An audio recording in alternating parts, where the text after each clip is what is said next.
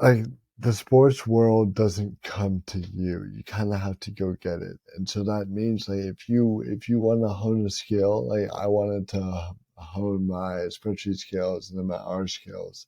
And I was like, screw it. I'm gonna make an NFL betting model. Did I know what I was doing? No, not a clue. Did not know what the heck was going on. I was like, well, I know somewhat about football. Like we can do this. And so I looked on the internet about stuff, read about stuff, and then started doing it in Excel, pulling VLOOKUP formulas, pulling matching names, pulling stuff like this, where I was working on my skills through a project that I loved. So it didn't feel like work. Mm-hmm. Then we convert that to R, and I completely changed it. That happened to be for a school project, but I would have done it anyways because like that was Yeah. an opportunity where I knew what I needed to do to get the job done. And so, like going back to my first point, anytime I had a question, someone else had encountered that problem on Google already. Like anytime I Yeah. had any issue, it was just the hardest part. I tell people this all the time. The hardest part in learning spreadsheets is how do I get the question that's up here onto Word so Google gives me the right answer back.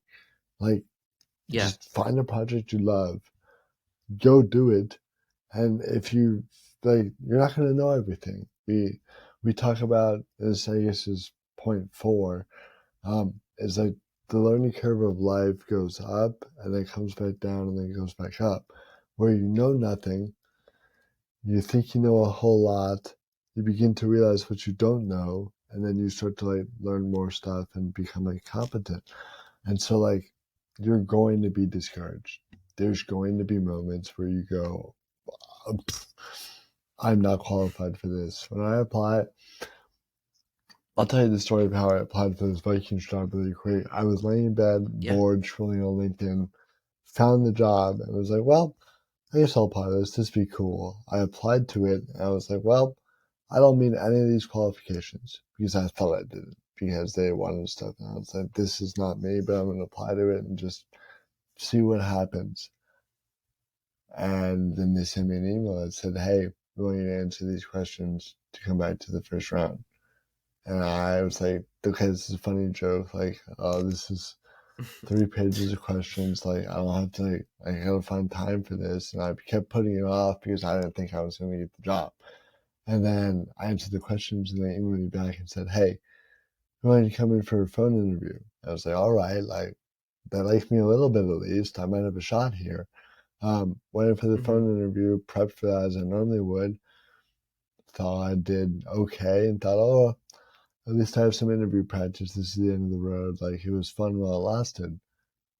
And then they emailed me and said they wanted to have another interview.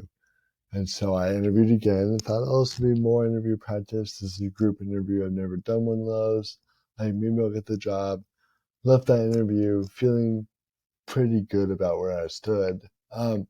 And then, like, 2 days later, I was waiting for the phone call, and like, you were sitting next to me on the couch when they called. And I picked up the phone, and in my head, I was like, ah, gonna have to call my parents and tell them that I didn't get the job. And then I got the job. So at Yeah.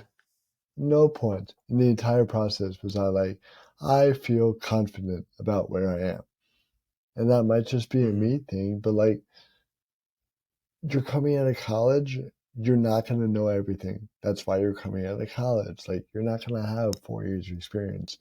You're not going to have a Yeah. master's or a PhD in fields. Like, they, the sports teams, sports properties know that.